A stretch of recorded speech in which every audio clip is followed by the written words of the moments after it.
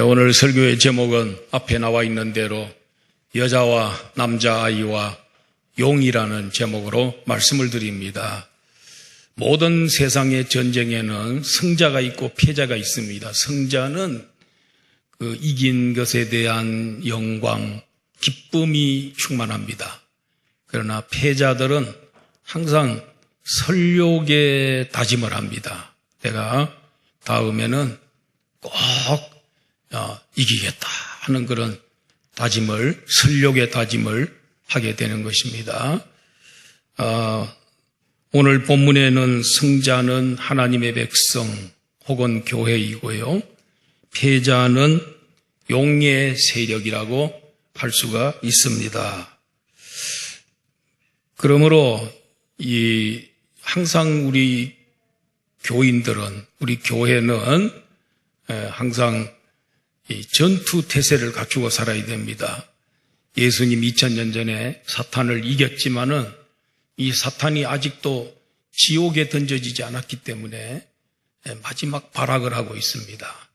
그래서 이 땅 위에서 교회를 그리고 성도들을 집중적으로 공략하고 있습니다. 그렇기 때문에 우리는 늘 전투 태세를 갖추고 살아서 마귀에게 지지 않기를 바랍니다. 마귀는 대적하라 그랬고 정욕은 피하라 그랬고 정욕을 이기는 방법은 피하는 게 최고고 마귀를 이기는 방법은 대적하는 게 최고입니다. 자, 요한계시록 11장 15절에서 19절 내용을 잠깐 훑어보고 지나가야 될 것 같습니다. 일곱째 나팔 재앙인데 일곱째 인을 떼니까 하늘에서 큰 음성으로 찬양하는 소리가 들렸습니다. 세상 나라가 우리 주와 그의 그리스도의 나라가 되어 그가 세세토록 왕노릇 하시리로다. 이 천사들의 청군 천사들의 큰 찬송은 가사가 뭐냐면은 이 세상에 있는 나라가 종국적으로는 세상의 나라는 다 나중에 망하고 또 하나님 심판하시고 이 세상은 그리스도의 나라로 완전히 변한다. 이 세상에 지금 나라들이 크게 강해 보이고 그 나라가 세계를 삼킬 것처럼 보이지만은 종국에 가서는 이제 주님 재림하기 직전에는 이 모든 세상 나라들은 다 사라지고 다 없어지고 하나님의 나라로 바뀌면 하나님과 예수님이 왕노릇하는 그 나라의 왕이 돼서 왕노릇한다. 이렇게 찬송을 불렀더니 또 24장로들이 땅에 엎드려서 찬양을 하고 있습니다. 또 이들의 찬양을 보면은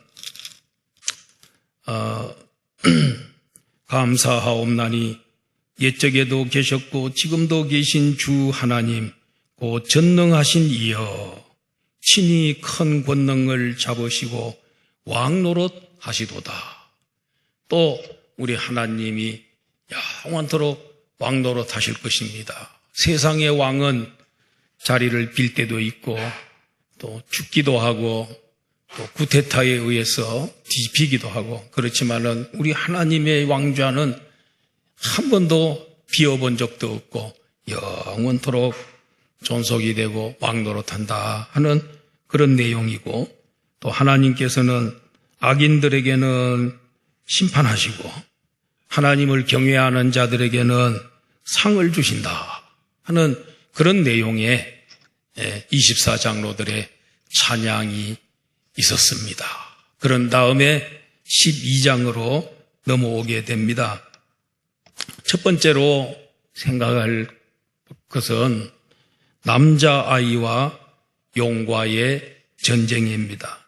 오늘 이 본문에는 세 개의 전쟁이 나오는데 첫 번째로는 남자아이와 용과의 전쟁, 두 번째로는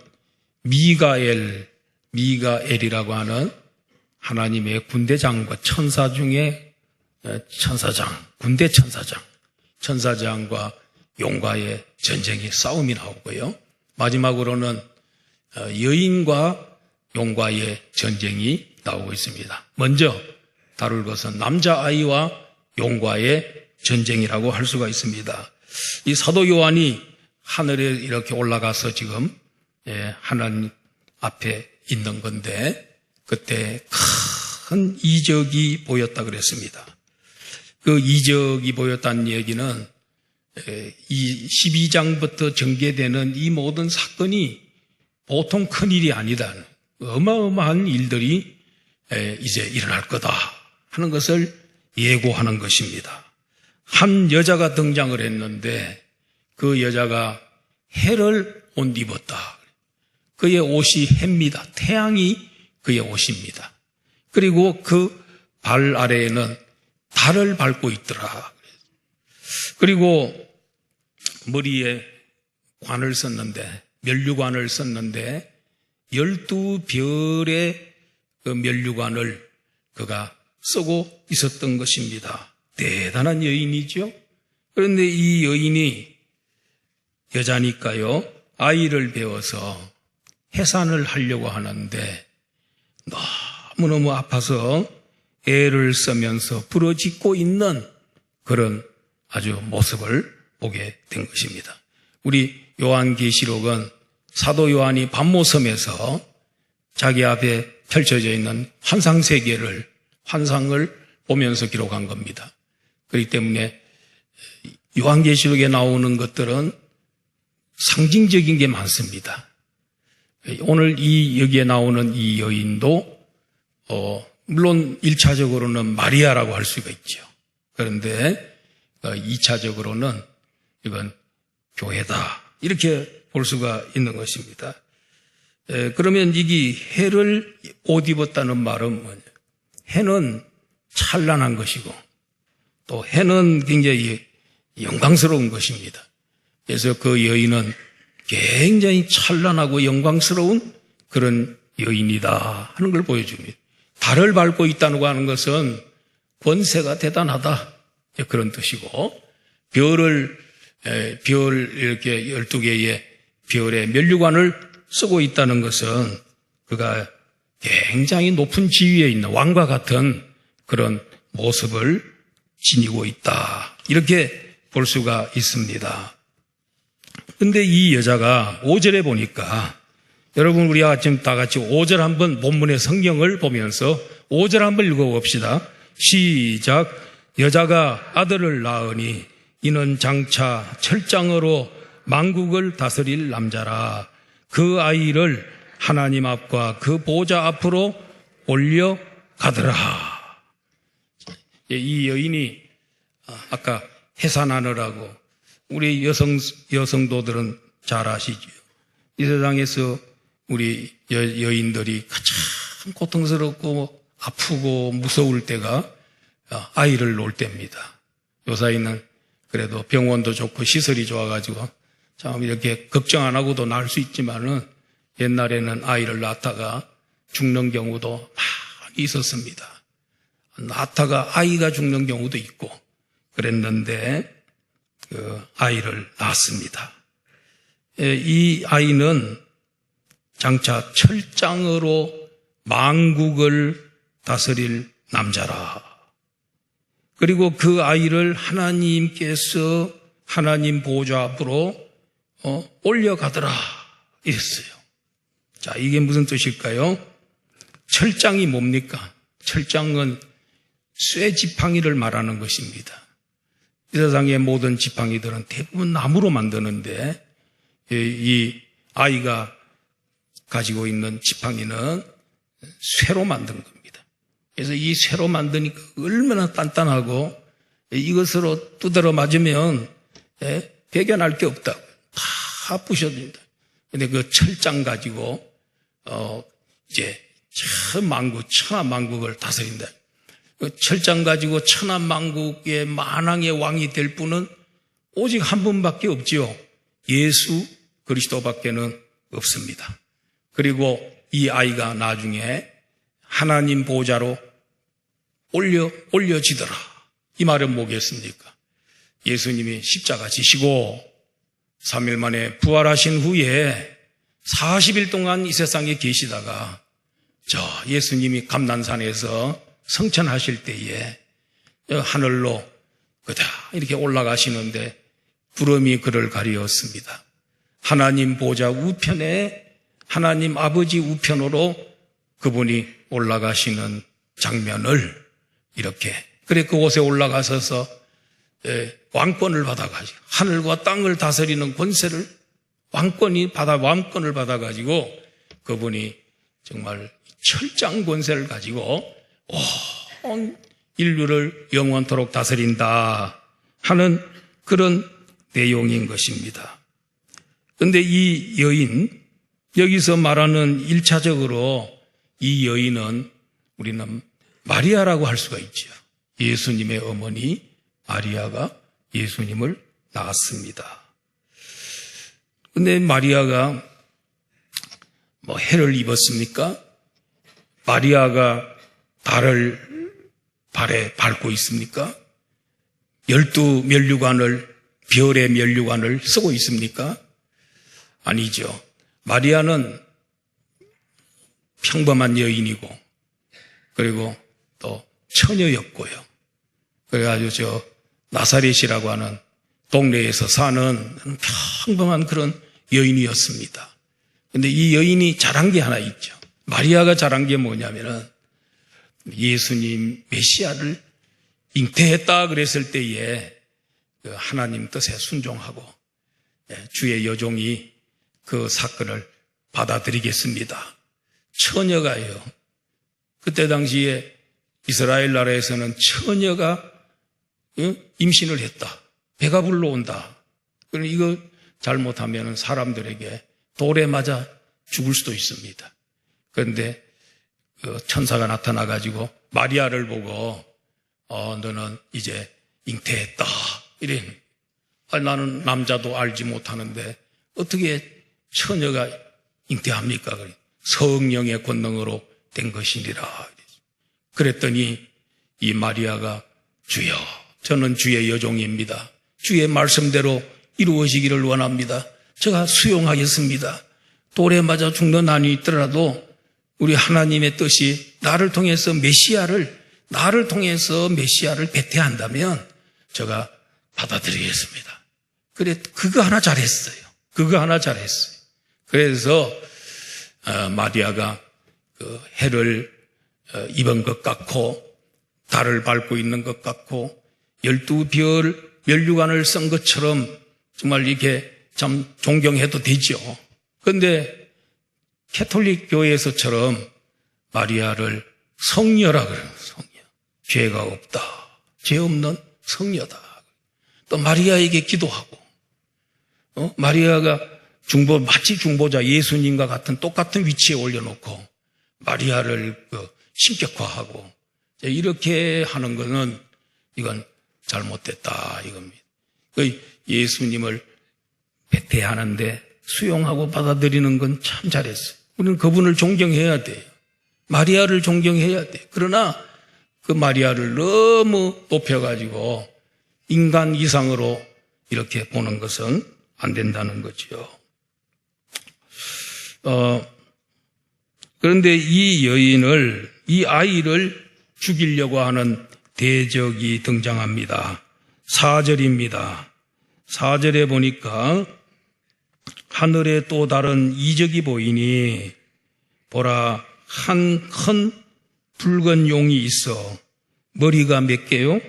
7이요. 뿔이 10개라. 그 머리에 7 왕관이 있는데 그 꼬리가 하늘의 별 3분의 1을 끌어다가 땅에 던지더라. 용이 해산하려는 여자 앞에서 그가 해산하면 그 아이를 삼키고자 하더라 했습니다.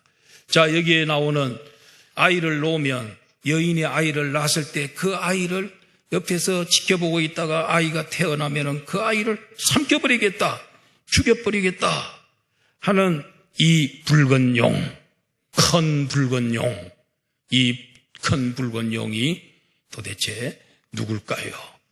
또 무엇일까요? 자, 9절에 해답이 나와 있습니다. 우리 9절 다 같이 한번 본문 9절입니다. 시작. 큰 용이 내쫓기니 예뱀 곧 마귀라고도 하고 사탄이라고도 하며 온 천하를 꿰는 자라. 그가 땅으로 내쫓기니 그의 사자들도 그와 함께 내쫓기니라. 자, 여기 화면을 보시면 이겁니다. 자, 이 큰 붉은 용, 큰 용은 뭐라고요? 예뱀. 예뱀은 에덴 동산에서 아담과 하와를 유혹해서 멸망으로 이끌었던 그 뱀, 예뱀.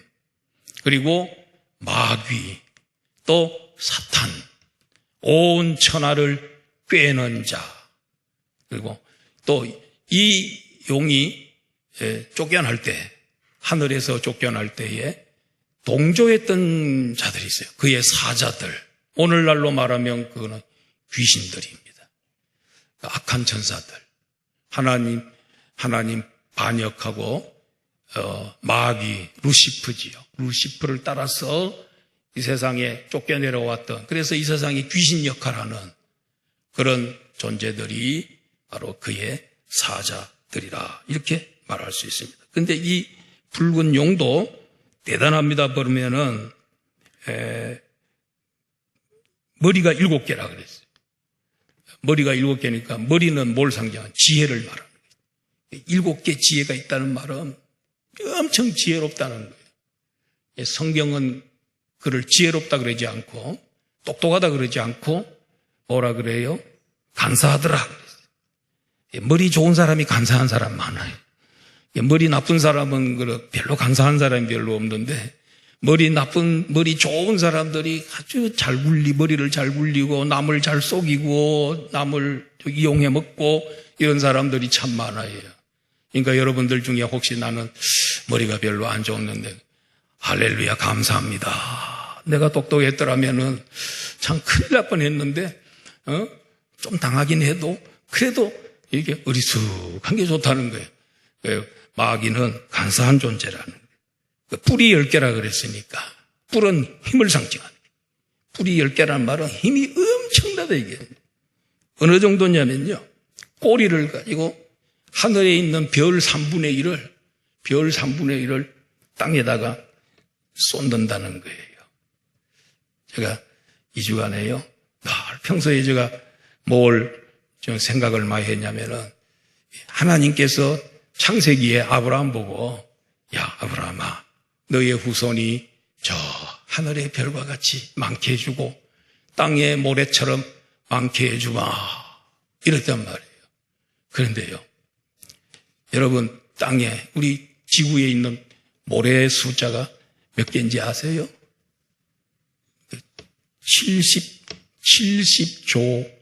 70조 개랍니다. 70조 개. 그러니까 어마어마한 많이 있는데 근데 별은 몇 개냐 그랬대. 과학자들이 연구를 해보니까 별은 700조 개가 있다는 거예요. 그러니까 이 세상에 있는 우리 지구에 있는 모든 모래의 숫자보다도 저 하늘에 있는 별 수가 10배 더 많다는 거예요. 그래서 저는 그 과학자들이 연구해 놓은 걸 보면서 야 하나님이 말한 것은 거짓말이 아니구나. 하늘의 별과 같고 땅의 모래처럼 해주거마 하는 그 말이 그 하늘의 별이나 땅의 모래가 어마어마하게 많다는 건데 별이 그렇게 많은 줄은 우리가 몰랐어요. 야 놀라운 일이에요. 별이 더 많대요. 10배가 더 많대요. 우리 모래도 이게 한 줌만 지어도 이게 몇만 개, 몇억 개가 됩니다. 그런데 그렇게 많이 있다는 거예요. 그래서 근데 그 별을 3분의 1을 그 땅에다가 내리겠다 이렇게 얘기를 한단 말이에요. 대단한 힘을 갖고 있는 거죠, 사탄도. 그리고 해산하려는 여자 앞에서 그 아이를 해산하면은 복고 있다가 그 아이를 죽여야 되겠다. 그 아이가 누굽니까? 나중에 만왕의 왕이 돼서 철장으로 온 만국을 다스릴 그 만왕의 왕. 그리고 죽었다가 3일 만에 부활하여서 하나님 성천하여 하나님 보좌에 앉으실 그 구원자. 이 구원을 못 시켜야 되니까. 구원을 시키면 안 되니까. 아이가 낳는 걸 보고 있다가 죽이려고 했다는 것입니다. 그래서 예수님이 베들레헴에서 탄생을 했을 때에 헤롯 왕이 내가 왕인데 또 다른 이스라엘의 왕이 태어났다고 동방박사들이 와서 이스라엘의 왕으로 태어나신 이가 어디 있습니까? 하고 물으니까 내가 왕인데 무슨 또 왕이 태어난다는 말인가? 그때부터 충격을 받고 그냥 마음이 편치 않아가지고 동방박사들 보고 너희들 베들레헴에 가서 아이에게 경배하고 난 다음에 돌아오는 길에 낫게 왕궁에 꼭 들렸다가 가라. 어디 위치가 어느 정도 되는지 내한테 보고하고 가라 그랬습니다. 근데 가가지고 동방박사가 황금과 유황과 모략을 드리고 난 다음에 돌아가려고 하는데 왕궁으로 가려고 하는데 하나님이 지시하셨습니다. 왕궁으로 가지 말고 고국으로 바로 가라 했습니다. 그래 그들이 이란이죠. 이란. 지금 말하면 페르시아 그 지역으로 그냥 가게 됐어요. 그래서 그 다음에는 헤롯 왕이 3살인가요? 2살 이하의 아이들을 다 모조리 다 죽이게 되죠. 그때 하나님은 미리 죽이기 전에 애굽으로 광야를 통해서 애굽으로 가게끔 그렇게 하나님 명령하셔서 요셉이 예수님을 데리고 이집트로 갑니다. 성지순례를 가보면 알지만은 이집트에 가면은 한 교회가 있는데 예수님이 어릴 때 여기 머물렀던 교회가 나옵니다. 꼽틱교회인데 그 교회에 어릴 때 예수님이 거기서 사시다가 이제 나중에 어디입니까? 거기 나사렛 지역으로 가게 되지요. 사탄은 여자가 낳은 그 남자가 장차 큰 인물이 될 걸 알았습니다. 그래서 6절에 보니까 그 여자가 광야로 도망하며 거기서 1260일 동안 그를 양육하기 위하여 하나님께서 예비한 곳에 있더라 그랬습니다. 마리아가 어린 아기 예수님을 데리고 어디로 갑니까?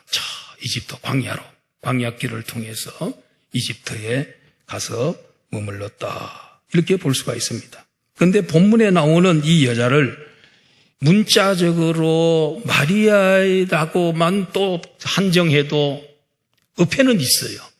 그 마리아가 진짜 해를 입은 적이 있느냐? 달을 밟고 살았느냐? 12개의 면류관을 쏘고 살았느냐?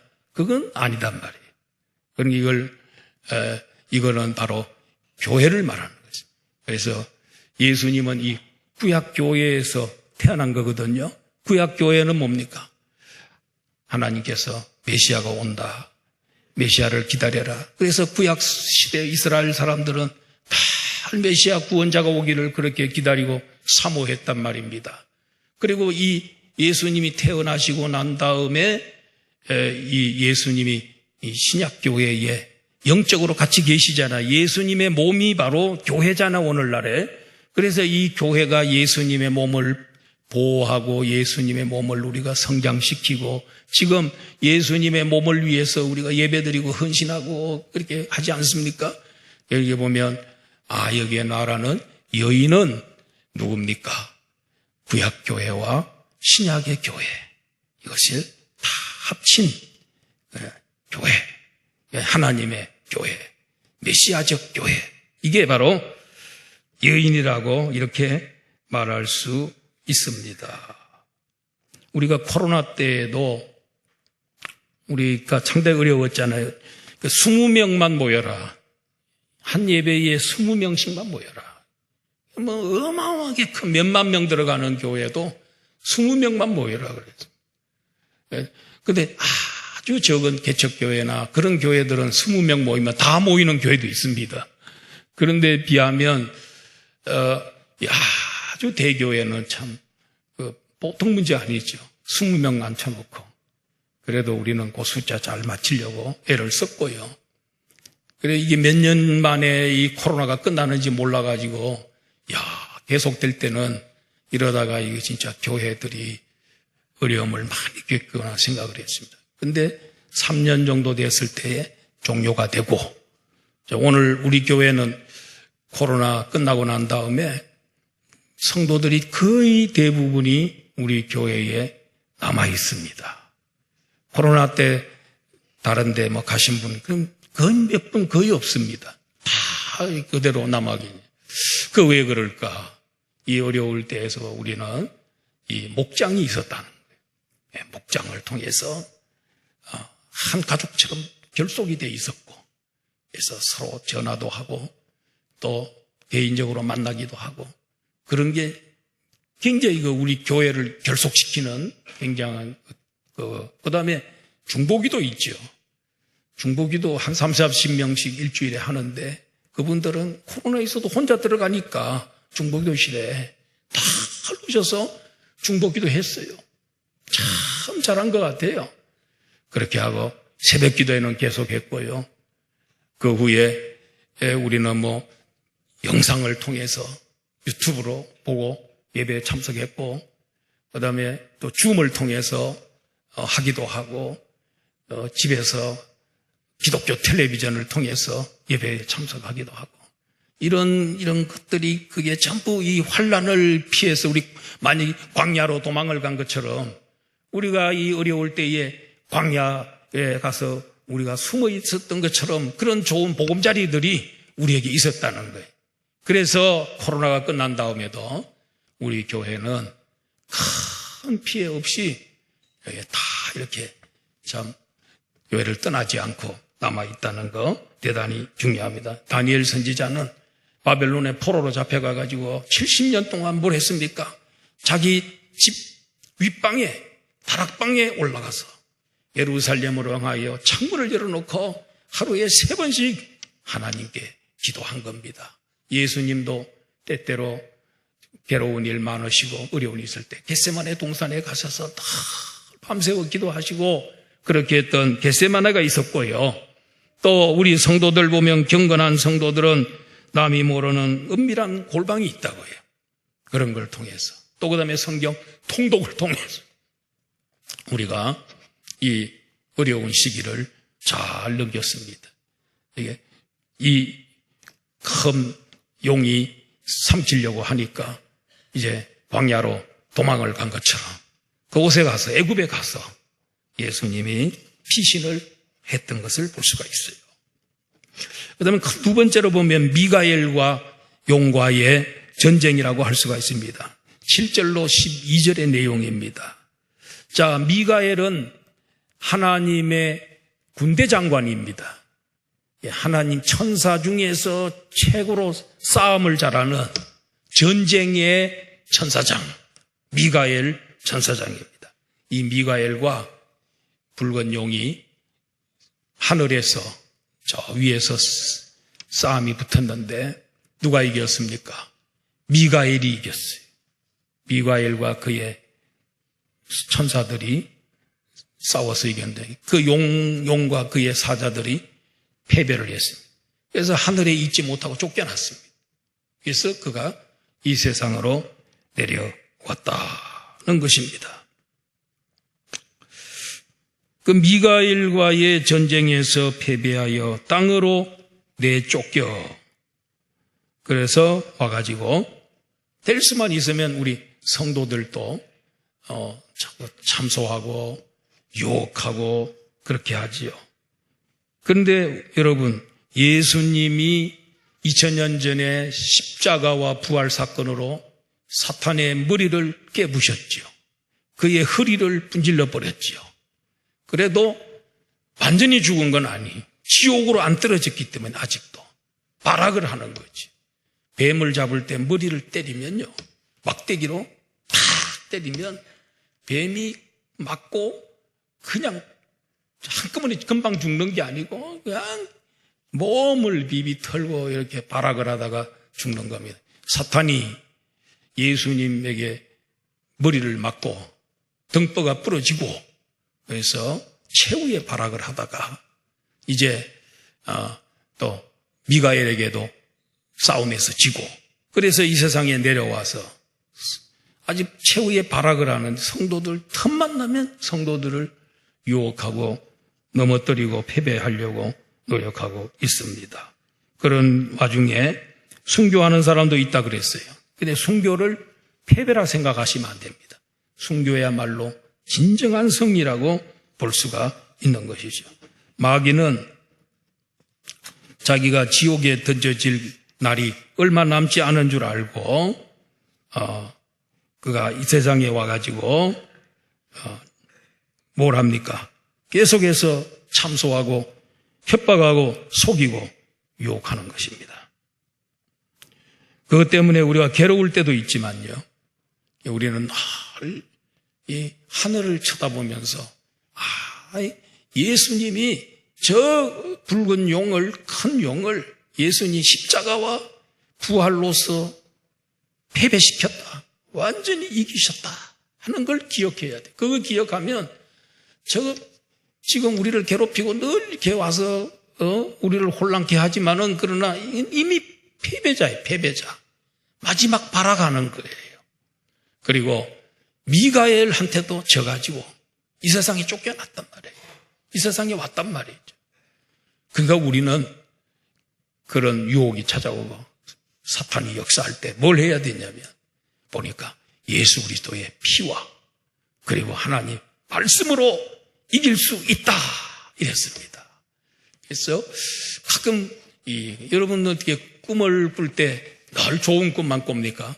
어떤 때는 밤에 자다 보면은 무서운 꿈을 꿀 때 있어요. 뭘 쫓겨가지고 도망은 가야 되는데 그러면 발이 붙어가지고 안 떨어지고 그럴 때도 있습니다. 때로 어떤 때는 또 마음에 막 자다가 갑자기 깨보면 마음속에 말할 수 없는 두려움이 엄습해오는 경우도 있어요. 그리고 또 어떤 경우는 꾼 꿈이 그렇게 좀 깨끗하면 좋은데 지저분한 거 이런 것도 막 눈에 보이고 그럴 때가 있어요, 여러분. 그때 여러분 그 꿈은요, 그거는 꿀 때 일어나가지고 나사렛 예수 이름으로 물러가라. 사탄이 주는 거예요. 사탄이 기죽이려고, 우리 두렵게 하려고 말이에요. 신앙생활 못하게 만들려고. 그런 사탄의 역사예요. 그럴 때 나사렛 예수의 이름으로 물러가라 하고 예수의 피로, 예수의 권능으로 물리치시기를 바랍니다. 그리고요, 그 다음에 우리 말씀, 하나님 말씀 성경 읽어야 돼요. 성경 읽으면 또 위로가 오고 힘이 와요. 이렇게 예수 그리스도의 보혈과 말씀으로 우리는 물리쳐야 되는 것입니다. 그냥 두면 안 됩니다. 물리쳐서 이겨야 돼요. 아까 말씀드린 대로 육신의 정욕을 이기려면 피해야 이기고요. 죄 짓는 자리에 나갈 때 피해가야 되면 도망을 가야지, 요셉처럼 옷을 벗어놓고라도 도망을 태야지, 거기에 나는 자신이 있다 이래가지고 했다가는 넘어지는 겁니다, 여러분. 그래서 정욕은 피해야 이기고, 마귀는 대적해서 싸워야 이기고, 쫓아내야 이기고, 그래서 나사렛 예수의 이름으로 물러가라 하고 소리치기를 바랍니다. 근데 교회가 어떤 때 보면은 영적으로 교회가 이렇게 좀 어지러울 때가 있어요. 그런 걸 많이 느껴요. 그래서 저는 새벽 기도 와가지고 나사렛 예수의 이름으로 물러가라. 한참 소리 지르면 썩 물러가는 것 같아요. 그래가지고 마음의 평안이 다시 찾아오고 그럽니다, 여러분. 우리 기도시키려고, 회개시키려고, 그런 꿈이나 이런 것들이 내 마음을 자꾸 사로잡을 때는 하나님께서 회개하라 그러는구나. 그리고 하나님께서 나에게 기도시키려고 그러는구나. 기도를 얼마나 안 하면 꿈에 이상한 게 나타날까. 그러니까 다 기도해야 이길 수 있는 줄로 믿습니다. 그리고 마지막 세 번째로는요, 여자와 용과의 전쟁입니다. 용이 하늘에서 쫓긴 다음에 이 남자아이를 박해하려고 합니다. 그때 이 여자가요, 이 여자에게 하나님께서 큰 독수리의 두 날개를 그에게 줘가지고 큰 독수리 날개가 갑자기 생겨서 그 날개를 타고 저 광야로 가게 됐습니다. 뱀의 낯을 피해서 가게 되었습니다. 여자는 교회를 상징합니다. 용으로부터 박해를 받자 하나님은 그 여자에게 큰 독수리의 두 날개를 주어서 뱀의 낯을 피하게 해서 광야로 가게 했던 것을 볼 수가 있습니다. 자, 이사야서 40장 29절 31절 중에 마지막 31절 한번 보십시다. 다 같이 시작. 오직 여호와를 앙망하는 자는, 여호와를 앙망하고 바라보는 자에게는 무슨 힘이 준다고요? 예, 여러분 가지고 있는 옛날 힘 그거 아니고 새 힘을 하나님이 앙망하는 자에게는 그 시간에 새 힘을 공급해 주는 거예요. 영력을 주는 거예요. 체력도 주는 줄로 믿습니다. 새 힘을 얻은 독수리가 날개치며 올라간 것들 것이요 다른 박질하여도 곤비하지 않겠고 걸어가도 피곤치 않아야 돼. 오늘날 현대인들은 보면은 피곤해서 못 살게 돼. 완전 모르게 피곤하대. 왜냐하면 여호와를 앙망하지 않아서 그런다. 새 힘을 공급받지 못해서 그런 겁니다. 그래서 사는 게 지겹고 힘들고 왜 빨리 안 죽나. 그래서 우리 어르신들 만나면 뭐예요? 목사님 왜 이게 나 빨리 안 죽어요? 사는 게 지옥 같아요. 제가 권사님 무슨 지옥 같아요? 그게 지옥이 아니에요. 권사님 그러면 안 되죠. 그래 새 힘을 얻어서 독수리처럼 막 독수리만큼 위로 올라가는 새가 없어요. 힘이 있기 때문에 제일 높이 올라가요. 그리고 독수리처럼 빠른 새도 없어요. 날개에 힘이 좋아가지고요. 여러분 1초에 60m, 70m를 날아가는 거예요. 그 정도로 빠른 게 힘이 있기 때문에 그런 거예요. 여호와를 앙망하는 자에게 이런 힘을 공급해 주는 줄로 믿습니다. 그런 사람은요, 큰 박질에도 곤비치 않아요. 그리고 걸어가도 피곤치 않아요. 피곤하다는 말이 입에 안 나와요. 힘들다는 말을 안 해요. 더 살고 싶다 그래요. 좀 더 살았으면 좋겠네. 그래서 제가 권사님 백수하세요 그러면요, 에이 목사님 그런 소리 하지 마세요 나보고. 그런데 백수하시기를 축원합니다. 예, 우리 교인들은 다 백수해요. 그러니까 여자의 뒤에서요 독수리가 이렇게 날아가 독수리 날개가 달아서 막 뱀을 피해가니까, 그러니까 이 뱀이 그 홍수를 보내가지고 그 여자를 막 물에 떠내려 가려고 그러니까 땅이 여자를 도와가지고 그 땅이 입을 벌려서 그 홍수물을 다 삼켜버려서 무사히 다 아무런 일이 없도록 그렇게 해 주었더니, 그래도 또 일어나가지고 싸우려고 모래 위에 서 있더라 이거예요. 자, 오늘 결론을 내리면 뭐냐면은, 여인이 낳은 아들은 장차 철장으로 만국을 다스리는 만왕의 왕 예수 그리스도입니다. 그분은 부활하고 성천하여서 만왕의 왕의 권세를 받은 줄로 믿습니다. 그리고 그 여자를, 그 아이를 낳은 여자가 바로 물론 마리아지만은, 그러나 그 마리아만 아니고 더 크게 확대시켜 나가면 교회라는 겁니다.